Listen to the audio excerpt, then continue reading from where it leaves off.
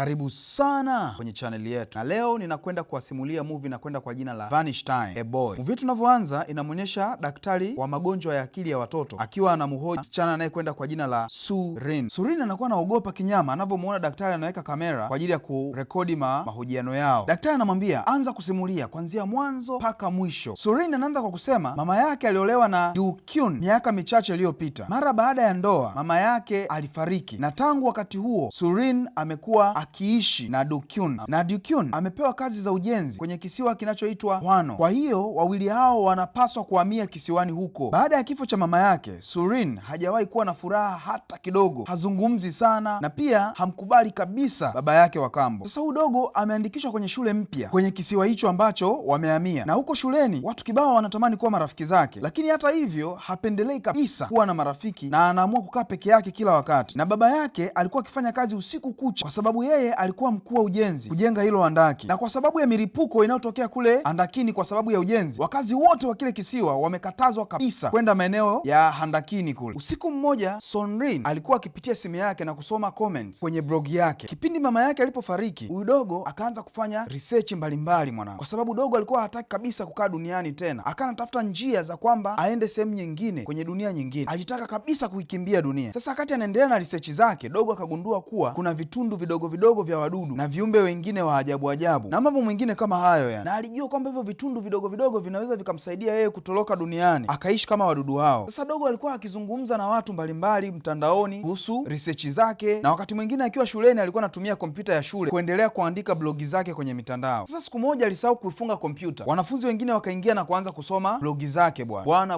watu wakaanza kumzingua pale, wanamcheka kishenzi. Na muda huo wakati dogo anarudi nyumbani, anakutana na kijana mmoja hivi anayeitwa Sang-min, na huyu dogo alikuwa anaishi kwenye nyumba ya watoto yatima. Sang-min anajitambulisha na kujaribu kumfanya Sonrin kuwa rafiki yake, lakini anampuuza tu. Siku inayofuata wakati wa chakula cha mchana shuleni, Surin anakutana na Sang-min. Oya, majina ya Korea noma. Sang-min alikuwa na marafiki zake wakiwa wanaangalia blog ya yule Sonrin, na blog ilikuwa inakwenda kwa jina la Tundu la Mdudu, na Sung-min anazungumza kwamba wakati anasoma blog hii alijikuta ameingia kwenye ulimwengu mwingine kabisa tofauti na dunia hii. Sasa siku ile ilivyofika muda wa kuondoka kwenda nyumbani, Sung-min anamfuata Sonrin na kumwambia, oya, nimefurahi sana blog yako na nimependa kila kitu ulichoandika kwenye blog yako. Na kwa sababu wawili hao idea zao zilikuwa zimefanana za kutamani kuishi nje ya dunia hii, basi kuanzia hapo sasa wakawa marafiki. Oya, sasa yule dem Sonrin anaamua kutengeneza alfabeti zake yeye pamoja na Sung-min ili waweze kuwasiliana kwa siri, mtu mwingine yoyote asijue. Sasa wanaanza kuzitumia zile alfabeti zao wote kila siku wakiwa shuleni, na wanakuwa wanaandika kwenye daftari la Sonrin, na kila siku baada ya shule wanaanza kwenda mjini, wanazunguka kila kona kwenda kutafuta mizimu. Wakati wanaendelea na chunguzi zao, Sung-min anamleta Surin mpaka kwenye nyumba moja ambayo ilikuwa imeachwa muda mrefu sana msituni. Basi wanakaa kwenye ile nyumba kwa muda kidogo yani, wanaanza kuchunguza huku na kule, na baadaye Surin anaanza kumpenda Sung-min. Oya, anamchumu. Oya, udogo anajifanya ajui kinachoendelea mwanangu. Sasa siku moja Sung-min na marafiki zake watatu walikuwa wanapanga kwenda kwenye ile eneo la ujenzi kule kwenye milipuko ili waende wakaangalia milipuko inavyotokea, na Surin anawakuta naye anajiunga nao, anaamua kwenda wote. Walipofika msituni wakaamua kupita njia ya msituni ili watu wazima wasiwaone pale mtaani. Sasa ile wanapofika kwenye uzio, wanavyoanza kuvuka, mtoto mmoja akaogopa akakimbia na kusepa kurudi nyumbani. Wakafanikiwa kuingia ndani na baadaye wakakaa sehemu wakajificha ili wasubiri milipuko inavyotokea, na kwa bahati mbaya sasa hakuna mlipuko uliotokea. Wakawa wamemind kinyama yani, wakaamua kurudi. Wakiwa msituni wanatembea tembea, ghafla wakashangaa kuona kijipango fulani hivi kidogodogo. Oya, hawa madogo walikuwa na hatari kinyama mwanangu. Wanaanza kuingia mmoja baada ya mwingine. Hatimaye wanavyoingia ndani wanakutana na kitu kimoja kina mwanga kinyama mwanangu, na kikiwa kimezama ndani ya maji mle ndani ya pango. Oya, Sung-min alikuwa jasiri kishenzi rafiki yangu, anaamua kuingia ndani ya maji na kwenda kuchukua kile kitu mwanangu. Na kile kitu kilivyotokewa na ule mjiwe mwanangu uliokuwa unatoa mwanga, baada ya kutolewa ndani ya pango hautoi tena mwanga. Sasa mmoja wa wavulana anaitwa Taeshik anawaambia wenzake kwamba oya, hili ni yai la mdudu mmoja hivi mkubwa wa ajabu. Babu yangu alikuwa amenihadisia kwamba huyu mdudu anakuwa anaishi kwenye mapango mlimani, na mtu yoyote atakayeingia kwenye hilo pango ambalo anaishi huyu mdudu wa ajabu, akitoka nje ya pango huyu mtu anakuwa mzee. Wenzake wakamcheka pale na wakawa hawamwamini kwa sababu mbona wameingia wao na wametoka sio wazee. Sasa Surin anashangaa kwamba amepoteza kibanio cha nywele ambacho alipewa zawadi na mama yake kabla hajafariki. Anaamua kuingia ndani kwenda kukitafuta tena hicho kibanio chake, na wale wavulana wanabaki pale wakiendelea kushangaa lile yai. Akafanikiwa kupata kibanio chake, lakini akagundua kuwa yai linalong'ara lile lenye mwanga bado lipo kwenye maji. Waliotoa sio lile yai ambalo lilikuwa linang'ara. Lakini alivyotoka ndani ya lile pango, anashangaa kuona lile yai limevunjika na marafiki zake wamepotea kudadadeki. Oya, ningekuwa mimi hapo ningeseba, ningekimbia ile mbaya mwanangu. Oya dogo anaanza kuwatafuta marafiki zake, anawatafuta kila sehemu mwanangu, mpaka giza linaingia, na baadaye sasa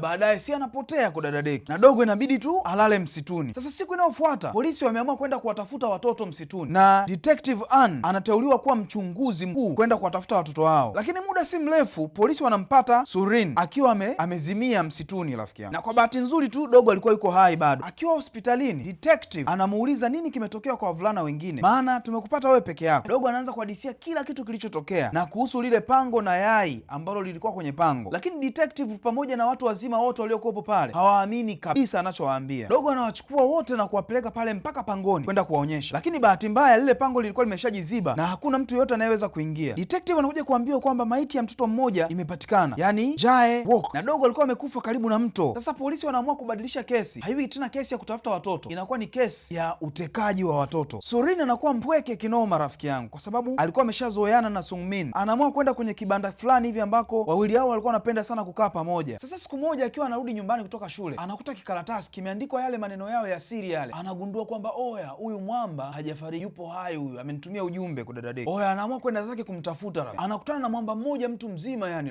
na huyu mshikaji anajitambulisha kwamba oya, mimi ni Sungmin, na mwamba akachukua karatasi na kuanza kuandika zile alfabeti ili amuonyeshe kwamba ni yeye, na akaanza kumhadisia kwamba walipovunja lile yai muda ulisimama kwa muda mrefu sana, na walikuwa wameishi karibu miaka 5, na mwanzoni hawakujua nini kinachoendelea, lakini walijikuta wanaishi hivyo milele, na walipitia misimu ya joto, ya baridi, na walikuwa hata hawajawahi kula, na muda ulikuwa umesimama kwenye kila kitu, na walikuwa hata hawawezi kutoroka kule kisiwani kwa sababu maji ya bahari na yenyewe yalikuwa yameganda. Na Sungmin anasema alikata tamaa kabisa, akajitahidi kabisa kujiua mara kadhaa, lakini wala hata hakuweza. Na anasema kila ambapo alikuwa anatamani kujaribu kujiua, muda ulikuwa unasimama zaidi, na anasema walikuwa wamekata kabisa tumaini kwamba kuna siku maisha yatarudi kama kawaida. Jamaa anaendelea kwa kusema kwamba kuna siku moja wakati akiwa kwenye mizunguko kwenye mji fulani hivi wa watu ambao walikuwa watu wazima na watu wote wameganda kwenye mji huo, ghafla muda ukarudi kama kawaida na watu wote wakaanza kutembea kama kawaida. Polisi wanashtuka na kuambia mbona udogo hivi? Wakaamua kumzibua mwanangu, wakamtia kibao ili azinduke kule kwenye ndoto. Wanahisi kama alikuwa anaota udogo. Sasa Sunrin akiwa nyumbani peke yake anakutana na Sungmin aliyekuwa mkubwa tayari. Sasa Sungmin anajitambulisha kwa baba yake wa kambo na Sunrin, na kumwambia naomba nimkumbatie Sunrin, lakini Dokyun anamkatisha na kumwambia oya, sepa, ondoka hapa, na anamwambia nikikuona tena karibu na mwanangu nitakuletea polisi chap. Lakini ulipofika usiku, Sungmin anaenda tena na kwenda kumuona Sorin kwa mara ya mwisho, na wanaenda moja kwa moja hadi kwenye kile kijumba chao cha mbao cha kule porini. Sungmin anamhadisia kwamba alivyoondoka kipindi kile, huko alikokuwa alikuwa hana kitu chochote cha kufanya, alikuwa anakaa tu ndani ya hicho kijumba, na alikuwa hana kazi yoyote, alikuwa anasubiri tu muda ambapo dunia itarudi kama kawaida. Sorin anasema ni vyema kwamba uliamua kuendelea kuishi na haukujiua, kwa sababu mwamba alikuwa amepoteza tumaini kabisa la maisha kwa kile kilichokuwa kinaendelea kwenye maisha yake. Sasa baadaye Sungmin anaamua kupotea na anamwambia Sorin kwamba naomba usimwambie mtu yoyote kuhusu mambo yote ambayo tunayazungumza mimi na wewe, tafadhali naomba ukae kimya kwa amani kabisa. Sasa demo anaamua kufungua kibanio chake cha nywele na kumwachia mshikaji, na kwa muda mrefu sana yani amekuwa akijaribu kufikiria maneno ambayo aliambiwa na Sungmin kwamba